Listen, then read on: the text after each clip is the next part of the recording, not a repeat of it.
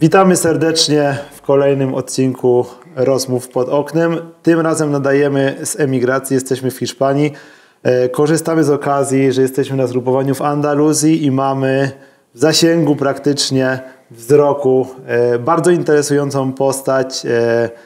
Szymon Kotowski, większości z Was znany jako Szymon Bajk. Witam Cię serdecznie. Cześć. Do tej pory podczas tych pierwszych rozmów poszliśmy sobie troszeczkę w stronę kolarstwa, bardziej w wydaniu zawodowym, zarówno wśród zawodników, jak i z Szymonem, fotografem, który głównie skupia się na wyścigach pro. Ale myślę, że ja się w ogóle cieszę, że możemy teraz obrać troszeczkę inny kierunek i porozmawiać z człowiekiem, który dalej żyje kolarstwem, dla którego kolarstwo jest dalej pasją. Nie w wydaniu zawodowym, ale jednak trochę pracą, trochę pasją. Powiedz nam, Szymon, Twoje początki. Jak zaczynałeś? Jaki był Twój pierwszy kontakt z rowerem? Bo chcielibyśmy sobie tak jakby pójść troszeczkę po kolei, dochodząc do tego miejsca, w którym jesteśmy teraz. Dobrze, jeszcze zanim zaczniemy, chciałem tylko zaznaczyć, że jeśli zadasz mi pytanie, czym jest kolarstwo romantyczne, to ja kurwa wychodzę. Dobrze. Zapisuję, takie pytanie się nie chciałem pojawi. to tylko zaznaczyć. A początki miałem klasyczne, takie zapewne jak większość. Ty też pewnie mógłbyś się pod tym podpisać, że po prostu bardzo dużo jeździłem rowerem jako dzieciaczek i mój ojciec wymyślił, że zapisał mnie do klubu i trafiłem po skrzydło jakiegoś na początku Michała Liberskiego, trenera legendy, potem sobie od klubu do klubu i się ścigałem na szosie, potem chwilę MTB i w skrócie taka klasyczna droga. W którym momencie jakby dałeś sobie sprawę, bo wyobrażam sobie, że jednak łączyłeś swoją przyszłość, chciałeś zostać kolarzem zawodowym, kiedy zaczynałeś? Taki był plan? Myślę, że każdy o tym marzy. W którym momencie? Każdy, kto się ściga, to mam wrażenie, że nikt tego nie robi na pół gwizdka. Każdy marzy, żeby zostać tym idolem, żeby tym najlepszym, więc tak, na pewno o tym marzyłem. O to chodziło. W którym momencie jakby zdałeś sobie sprawę, że jakby w Twoim przypadku niestety nie będziesz w stanie zrealizować tego planu i próbujesz ukierunkować się wciąż rowerowo, ale jednak troszeczkę w inną stronę? Myślę, że nie było żadnego takiego jakiegoś punktu kulminacyjnego. Myślę, że to tak po prostu z czasem się ukształtowało. Też umówmy się, ja nie jestem wyjątkowo utalentowanym zawodnikiem. Nigdy nie miałem jakichś wybitnych osiągów, wyników. Więc nigdy się za blisko zawodowego peletonu nie przykleiłem jako zawodnik. Miałem szansę po juniorze jechać do Francji, ale nie pojechałem do Francji, bo moi rodzice wymyślili, że jednak powinienem iść na studia, które zaraz potem rzuciłem, a potem kolejne. Ale wciąż miałem tę pasję do ścigania się, więc wciąż się ścigałem tu i tam. Gdzieś nawet jak studiowałem w Krakowie, to byłem w klubie Iskra Głogoczów, może kojarzysz. Ale mi tak. I wciąż jakby to ściganie było bardzo obecne w moim życiu. To jest ciekawe pytanie, bo w sumie sam się nad tym nie zastanawiałem, bo jakby gdzieś mi odjechał ten pociąg jakby, żeby być tym czempionem, żeby gdzieś osiągnąć coś wielkiego, ale wciąż miałem ochotę się ścigać. Miałeś medale mistrzostw Polski MTB, tak? Czy nie? Tak, ale to akurat sztafeta, więc to jest takie trochę... Nie jest to jakiś najbardziej spektakularny wynik, z którego byłbym najbardziej dumny. Tak naprawdę jestem bardziej dumny, nie wiem, z któregoś tam, 13 miejsca na Górskich Mistrzostwach Polski, bo jechałem tam w ucieczce z Rafałem Majką. I wiem, że to było był dużo większy wyczyn niż ta sztafeta MTB. Ale że jakby fakt, że przestałem chcieć się ścigać, a zacząłem robić to, co robię, to jest po prostu taki proces, który się rozciągnął w czasie i nigdy nie było nic takiego, że podejmuję taką a taką decyzję. Mhm. Do jakiej kategorii się ścigałeś? Myślę, że do Orlika. Do Orlika.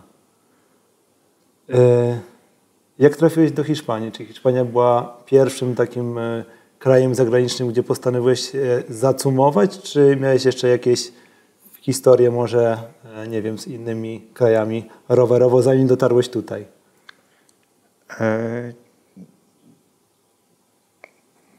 Jest taki bardzo słynny cytat mojej siostry, który brzmi: pogoda to najważniejsza rzecz w życiu człowieka. I jakby ja się tym kieruję, to chyba bardzo ukształtowało życie, jakie teraz mam, bo najpierw zacząłem spędzać pierwsze zimy w Calpe, jeszcze zanim Calpe był boom na Calpe. To moje pierwsze zimy chyba 11 lat temu i 10 lat temu, 2 zimy w Calpe. Tak po prostu swoim sumptem, z kolegą sobie wynajmowaliśmy mieszkanie i sobie tam siedzieliśmy. Ale też jakby miałem na to pieniądze, bo jeździłem do Norwegii do pracy, ale nie po to, żeby mieć na Hiszpanię, tylko po to, żeby mieć na Australię.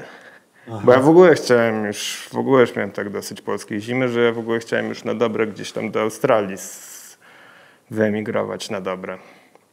Ale to, że chciałem wyemigrować do Australii, spowodowało jakby cały ciąg wydarzeń, który jakby najpierw mnie poprowadził do Norwegii, do tych summer jobs, ale na summer jobs jakoś słabo mi szły te summer jobsy, bo brałem rower i więcej jeździłem na rowerze i robiłem już zdjęcia i z tego robienia z tych zdjęć urodziły się fotoreportaże dla strony Cycling Tips i to był taki początek Szymon Bajka, taki międzynarodowy i jakby zacząłem być znany dzięki temu w internecie. I dzięki temu zaczęły mi się pojawiać takie różne kolejne okazje na robienie ciekawych rzeczy. I też może dzięki temu Michał Kwiatkowski na mnie trafił i mnie poprosił o pomoc z jego social mediami. I tak dzięki temu jakoś zacząłem lądować więcej za granicą i spędzać zimy w Hiszpanii. A to, że teraz siedzę już 7. albo 8. zimę w Sierra Nevada, to też jest trochę przypadek, bo ja tu tak naprawdę tylko przyjechałem zrobić fotoreportaż właśnie do tych Australijczyków Cycling Tips o Sierra Nevada, road tripping Sierra Nevada. Ja tylko poprosiłem o pomoc właściciela Cycle Sierra Nevada. No i przyleciałem zrobić fotoreportaż, a on w międzyczasie mnie poprosił o pomoc gdzieś tam z gajdowaniem, bo akurat kogoś tam potrzebował. Ja nie miałem pojęcia w ogóle, nawet nie zdawałem sobie sprawy, że jest takie zajęcie, że istnieje taki zawód. I zabrałem jakąś kuracjuszkę, gdzieś tam się zgubiłem, gdzieś w uliczkach na wybrzeżu. Gdzieś tam poudawałem, że wiem, co robię. Nieważne. No i jestem i siedzę. Ja pamiętam, że przeprowadziłem się w sumie w 2013 roku i tak naprawdę z Szymonem gdzieś tam się przecięliśmy kilka razy, może w przeciągu tych już prawie 10 lat, czy tam 8-7 lat. Ale w tym roku mieliśmy w ogóle pierwszy raz okazję, żeby razem trochę pokręcić i trochę porozmawiać. Zrobiliśmy mega fajną trasę i bardzo mnie Szymon zainteresował, dlatego że jest człowiekiem, który żyje trochę na swoich zasadach, z tego co jakby ja wyczułem, który jakby nie zważa na to, co się dzieje wokół, tylko jakby szuka chyba takiego swojego wewnętrznego spokoju, no i takiego życia na własnych zasadach. Jak na co dzień, jak wygląda teraz tutaj twoje życie w Andaluzji, dokładnie w Vélez de Benaudalla? Czym zajmujesz się od poniedziałku do następnego poniedziałku, na przykład? To są jakby dwie wersje. Jest wersja, kiedy jest sezon, tak jak teraz, to ja po prostu niestety tutaj trochę zburzę ten wizerunek tego bumelanta i króla życia, ale niestety ja dużo pracuję tutaj, jak jest sezon i zabieram ludzi na wycieczki i potem chodzę z nimi na obiadki i to mniej więcej zajmuje mi cały dzień i tak od marca do maja, ale jak sezon jest, jak cichnie, to ja niewiarygodnie cenię sobie Velez. To jest taka mała wiocha, 3000 mieszkańców. której nie ma nic. Średnia wieku 80 lat. Nie ma żadnych pokus. Jest absolutny spokój. Karmię sobie koty z dachu. Robię sobie drzemki. Idę sobie na rower po południu, jak jest ładne światełko. Długie śniadanie, czytam sobie książkę na dachu i tak sobie życie płynie. I ja w sumie nic więc wiele już nie potrzebuję. Przestałem już jakoś tam... Mnie to uszczęśliwia, to mi wystarcza. I to jest tak tylko tyle i aż tyle. No. Tak. Czyli pracujesz od marca do maja, a później... Tak w skrócie, tak mniej więcej. Sezon jest tak niby od stycznia do maja, ale na przykład teraz jak jeździliśmy sobie na rowerze, to jest taki luźny sezon, że mamy czas i raz mój kolega Luka pójdzie pogajdować, a dostanę wolne i sobie pójdę samemu pojeździć. Ale potem jak się zrobi kocioł, to już niestety trzeba harować dużo. Ale to jest coś za coś zawsze. Zawsze jest coś za coś i nie ma jakby, nie wierzę, że jest coś takiego, że jest jakaś taka praca marzeń i znajdź to, co kochasz, nigdy nie będziesz chciał pracować. Takie hasełko. To jest bullshit. To jest coś za coś. Ja to już się z tym pogodziłem, to nie jest takie straszne, ale dzięki temu, że jakby ja sobie tutaj poświęcę ten sezon, zepnę się, to potem mam całe lato dla siebie. I jeszcze w dodatku kończę ten sezon, jestem w super formie. Spędziłem zimę w Hiszpanii, noga opalona, gotowa i sobie mam całe lato i sobie pojadę w Alpy sobie pojeździć przez 3 miesiące. Więc w sumie koniec końców to chyba nie jest tak źle. Tak mi się wydaje. Byłeś pierwszą osobą, która, nie wiem, można powiedzieć, jednym z pierwszych na pewno blogerów rowerowych i tak dalej. Ja nie miałem, przyznam szczerze, że nie miałem jakby dużo czasu, żeby przygotować się też do tej rozmowy i poczytać trochę więcej o tobie, ale wiem, że to był jakby twój początek i chyba ostatnio jakoś trochę od tego odszedłeś. Ja próbowałem wejść na twoją stronkę, widzę, że tam się dużo nie działo. Planowałeś wydać książkę, tytuł nie będę go wypowiadał. Kolarstwo romantyczne. Co się stało? Nie, ja nawet... tak, nie możesz znaleźć nic do poczytania, bo jakby... Kiedyś pisałem bloga i to był szymonbike.blogspot. To było dosyć dziecinne. Nie to, że się tego wstydzę, ale to były takie początki, takie, że jeszcze nie do końca wiedziałem, czego chcę.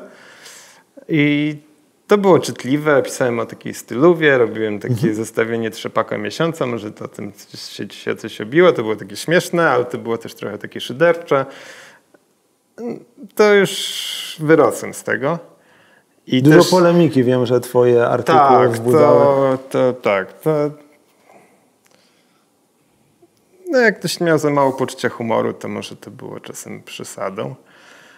Nieważne. Taki etap już go zamknąłem. Tego blogspota już nie ma. Moja strona jest teraz bardziej się skupiłem na fotografii, jest takim bardziej portfolio, a już nie publikuję tekstów, bo jakby teksty chcę opublikować już na papierze i nawet teraz mam misję, żeby właśnie wydać tą książkę i tydzień temu nawet dostałem od edytora, mojego redaktora, korektę, więc to się w końcu dzieje. Po latach starań w końcu maszyna ruszyła. Teraz dzisiaj rano siedziałem, strasznie przerażający dla mnie proces. Siedzę i dłubię tę książkę i wyślę do akceptacji i już niedługo wydam książkę. To najwyższy czas, bo ostatni wpis widziałem chyba zapowiadający był w 2019 roku. Tak. To jest ciężkie, bo najpierw mi jedno wydawnictwo w ogóle zamówiło tą książkę, potem zmieniło zdanie, potem ktoś mi coś obiecał i ja nie jestem taką osobą, która wywiera presję i popędza, ja sobie cierpliwie czekam. Jak ktoś mi jeszcze coś obiecał pomóc, to w ogóle czuję się, że nie powinienem nikogo popędzać. I potem na przykład po roku taka osoba mi mówi, że jednak tego nie będę robić. I tak mi się to, i tak przez lata mi to się tak rozciąga, ale w końcu znalazłem człowieka, który ma takie jednoosobowe wydawnictwo dystans.cc. Wydał jedną książkę pod tytułem Kolaż, która jest całkiem przyjemną lekturą. Byłem zaskoczony pozytywnie i też jest bardzo ładnie wydana. I ja go zapytałem, on mnie poprosił tylko o zdjęcia na stronę, ja mu mówię, że spoko, to proszę bardzo, a może chciałbyś wydać moją książkę? No i dobra, okej. No i sobie siedzimy nad tym, on już to wszystko organizuje, więc to się wydarzy. To jest bardzo ekscytujące i bardzo przerażające zarazem. Może zdradzić 2 słowa, co będziemy mogli tam znaleźć? To będą takie krótsze formy i jakby celem tej książki jest dla mnie przekazanie tej idei. Chciałbym ją na przykład zadedykować mojemu kuracjuszowi z zeszłego tygodnia. W zeszłym tygodniu miałem kuracjusza, który przyleciał z San Francisco, 20 ponad godzin w samolocie, tułał się na tydzień w Hiszpanii i był tak obsesyjnie wpatrzony w Garmina, przeleciał pół świata, pół planety, w jakieś miejsce, w którym nigdy nie był i gapił się tylko w Garmina, przygotowywał się, bo się przygotowywał do Majorka 312 i był tak tym, ja go próbowałem przekonać, ale on w ogóle nie wierzył, o co mnie w ogóle się śmiał, tylko o co mi chodzi. Mówię mu, zdejmij tego Garmina, rozejrzyj się, zobacz, jakie to są piękne formacje skalne na La Cabrze. Nieważne.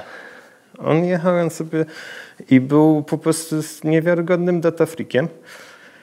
I mi jest po prostu żal takich osób. I on strasznie zmarnował ten czas. I to jest zupełnie, wiesz, po co w pół planety przelatywać, żeby robić trening. To siedź sobie na tym Zwifcie.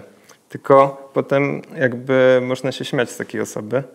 Tylko ja też jakby dalej sobie o tym myślę, że on biedny. Dla niego tak kolarstwo wygląda, bo ktoś mu jakby dał taką koncepcję i on ją kupił jakby, bo nie miał innej. I mi jest go żal. Bo on by mógł mieć naprawdę przepiękny, wspaniały czas. Mógłby sobie usiąść na kawce i sobie po prostu cieszyć się życiem i sobie jechać. A to, żeby forma mu rosła tam 5%, troszkę mniej, przez to, że nie... To nieważne. Miałby teraz piękny czas, na tą Majorkę by poleciał i tam też by miał piękny czas. I to jest bardzo trudne, tak koniec końców do przekazania.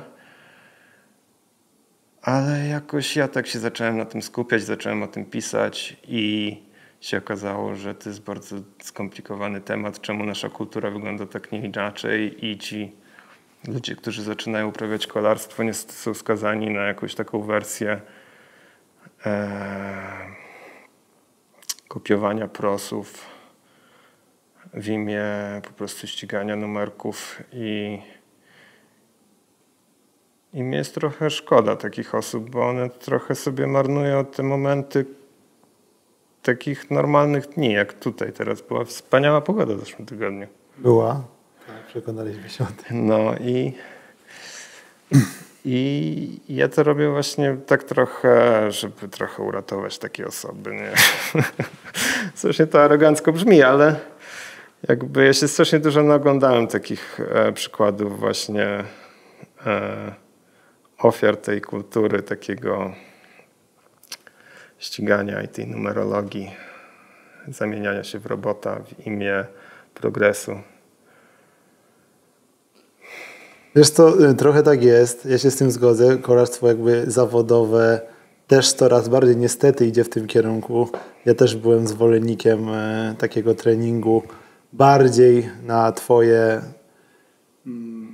wyczucie, ocenianie swojego zmęczenia, nie tylko wpatrywanie się. Oczywiście robiłem dane ćwiczenia, jakby wykonywałem dane jednostki treningowe, ale też z tego żyłem, za to mi płacono, za wynik i tak dalej, ale ja, będąc kolarzem zawodowym, miałem ogromną chęć właśnie już wydania takiego kolarstwa, jakie mam teraz.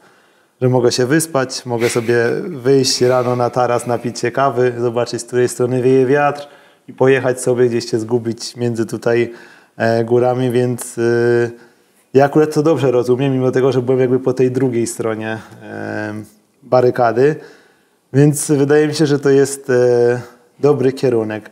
Powiedz mi, bo też tam się jakoś, gdzieś tam przeleciało mi, że kiedyś próbowałeś też jakichś biznesów związanych z kolarstwem, właśnie z tą rowerową stylówą, jakiś tam epizod ze skarpetami i tak dalej. Powiedz mi, jakie to były projekty i... A nie, to bardzo miałem. A to śmieszne, bo to kiedyś sprzedawałem skarpetki Shadaplex. Tak. Niewiarygodny biznes. To kurczę, to było trochę pół żart, pół biznes. Straszne ilości tych skarpetek sprzedawałem. Niesamowite. To było dam nowy kolor, schodzą w jeden wieczór. I miałem ten taki jakiś zuchwały marketing, że ludzie pytają, kiedy będą skarpetki? Nie wiem. Mówię, są skarpetki, sprzedaję wszystko w jeden wieczór. A potem mi się jakoś tak znudziło i przestałem to robić.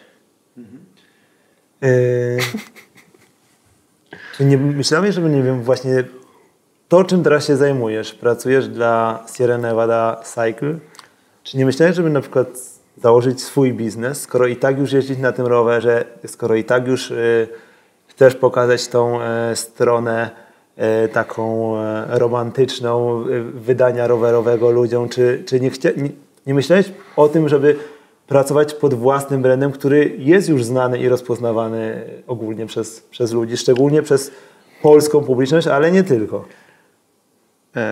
Tak, ale jestem beznadziejnym biznesmenem. Ja się nie nadaję do biznesu. Niestety. Niestety. Ja jak mam czas, to ja wolę sobie posiedzieć na dachu z książką. Więc w sumie gadamy po polsku, to mój kierownik tego nie zrozumie, ale ja czasem mam szczerze dosyć z Sierra Nevada, bo mój kierownik jest trochę pierdolnięty i ma trochę bipolar i czasem naprawdę mu odbija. I nawet już raz spaliłem mosty. Ale je budowałeś? Tak. I wracam tutaj, bo jednak alternatywa zimy w Polsce jest straszna. Ale kto wie? Ja nie cisnę. Mi to wszystko jakoś naturalnie przychodzi. Ja się nigdy nie starałem o tą pracę, a Cycle Sierra Nevada. Właściwie go with the flow, nie wiem. Jakie są twoje marzenia? Gdzie byś chciał być, nie wiem, za 5 lat? Czy żyjesz z dnia na dzień i nigdy tak daleko nie wybiegasz w przyszłość? Nie, chciałbym pojeździć w jakieś fajne nowe miejsca. Wiesz, ja sobie na przykład już zdaję sprawę, że ja już na przykład wiem, czego chcę. I ja wiem, że na przykład mnie najbardziej uszczęśliwia pojechać rowerem w nowe miejsce. I wiem, że już miejsc wartych jeżdżenia rowerem to już wystarczy nam na 10 kolejnych żywotów. To nawet w samej Europie to jest tyle takich pięknych miejsc, gdzie możesz wyjść z zachwytu i naprawdę być szczęśliwym kolarzem, to starczy na kilka lat. Wciąż. A potem jak zaczynasz sobie otwierać mapę, nie wiem, bardzo marzy mi się, żeby do Południowej Ameryki pojechać. Do Kolumbii. Albo Pamir Highway przejechać bikepackingowo. Multum. To już do końca życia wystarczy. To w ogóle ja nie planuję. To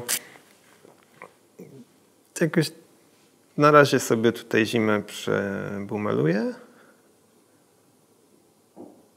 Pojeżdżę sobie po Sierra Nevada, forma będzie, kaska będzie i sobie gdzieś pojadę. I życie sobie leci. Spoko. Czyli to jest generalnie cały czas, to jest tak wielka pasja, to jest twój cel, że nie wiem, wybierasz sobie jakieś destynacje, wjeżdżasz na tą przełęcz, robisz swoje piękne zdjęcie i odhaczasz sobie, mówisz, czuję się zajebiście, spełniło się moje kolejne marzenie? Nie. To jest tak jakbym powiedział tak, to bym zaprzeczył samemu sobie, bo to nie chodzi o to jest przełęcz, chodzi o szczycik i zdjęcie na szczycie, tylko chodzi o co wszystko po drodze.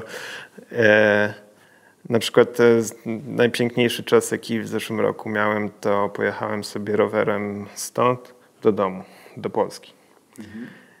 I to było trochę przerażające. To jest 4000 kilometrów. Ale to było tak zaskakująco wspaniałe przeżycie, bo ja nie miałem nic innego do roboty. Miałem tylko jakiś naprawdę minimalny ekwipunek, więc tylko pozostawało mi jechanie rowerem od wschodu do zachodu. I to jest taki, że albo wielki dystans, albo wielkie przewyższenie. I myślałem, kurczę, no po kilku dniach to ja będę trupem. A w drugą stronę było właśnie i ciało się adaptuje i z czasem jakby stawałem się silniejszy i się zaadaptowałem jak robot. I mogłem w ogóle jechać w nieskończoność. Jakie odcinki wtedy jeździłeś? Że wiesz, na przykład jednego dnia 4000 metrów przewyższenia, a drugiego dnia 300 kilometrów dystans. A potem znowu wstajesz i kolejny. I tak 3 tygodnie. I to jest tak wspaniałe uczucie, którego nie bardzo da się opisać słowami. Właśnie to takie uczucie, którego nie da się opisać słowami, to stąd właśnie wziąłem tą nazwę romantyczne. Że tego jakby nie da się, że da się powiedzieć 4000 metrów, średnia prędkość, coś takiego, ale to nie ma nic wspólnego jakby. Że jakby...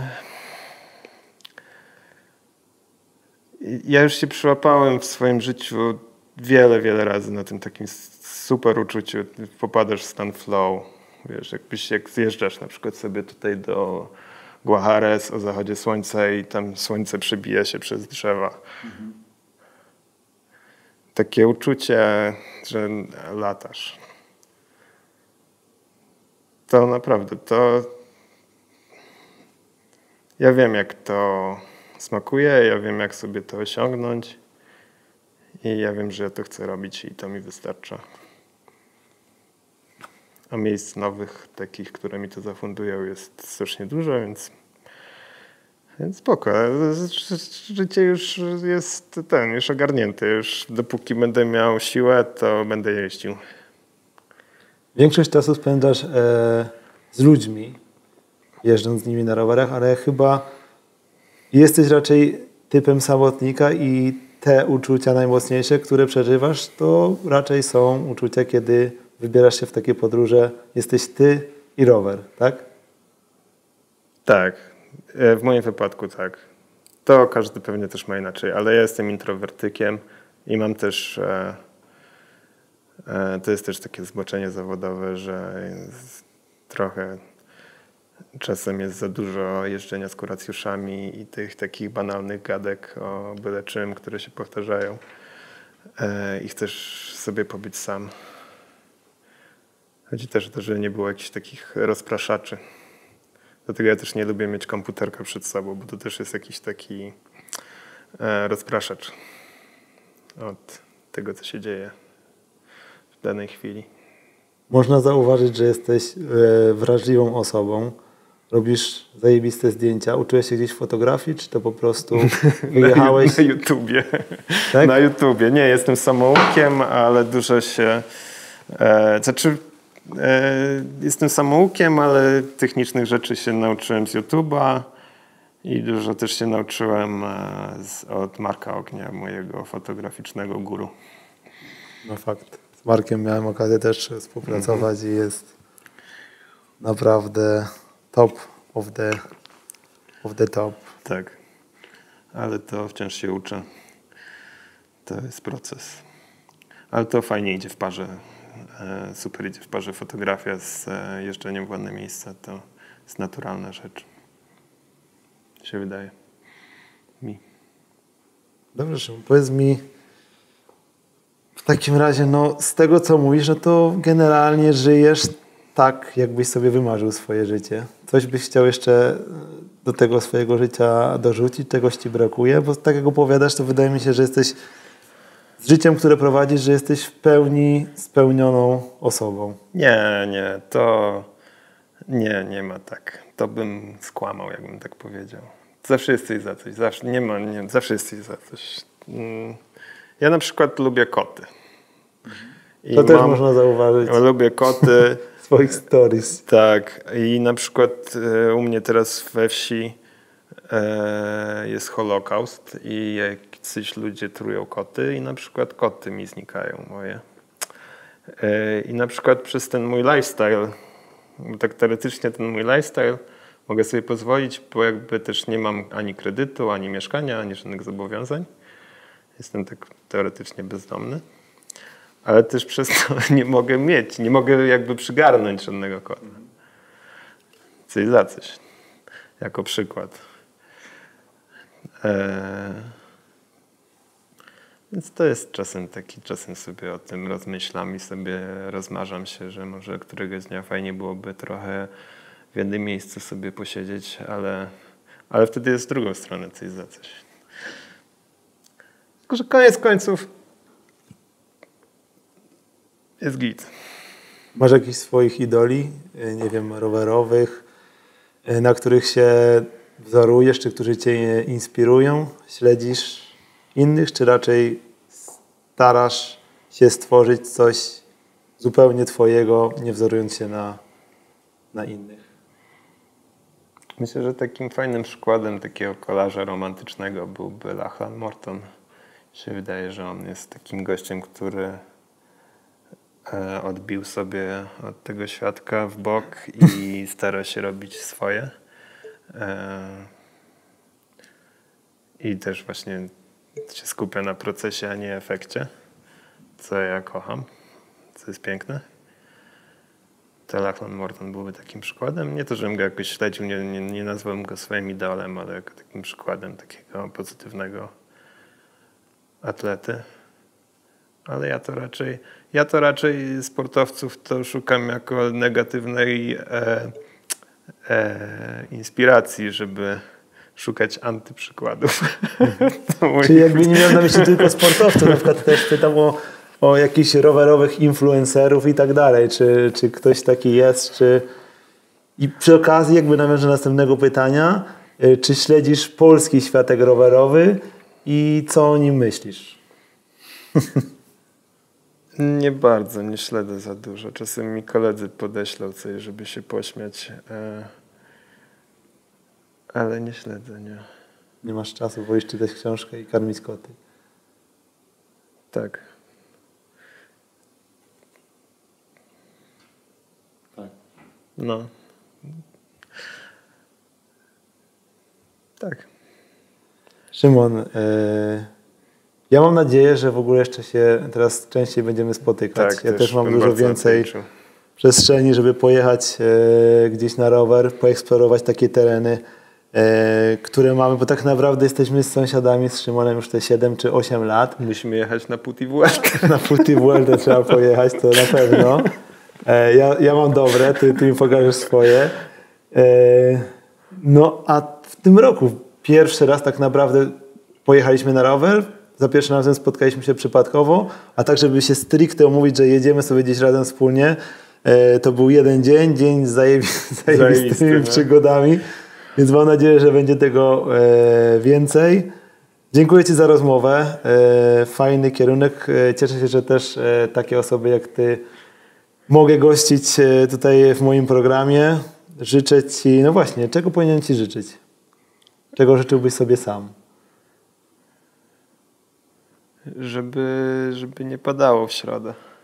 Żeby nie padało. Bo mam wolne w środę tylko, więc chciałbym na rower pójść. Dobra, no to życzę ci, żeby do końca maja wszystkie środy były słoneczne, a później to już bez znaczenia. Dziękuję. Dzięki ci jeszcze raz. Dzięki, miło. Dziękujemy. Do następnego odcinka. Pozdrawiamy.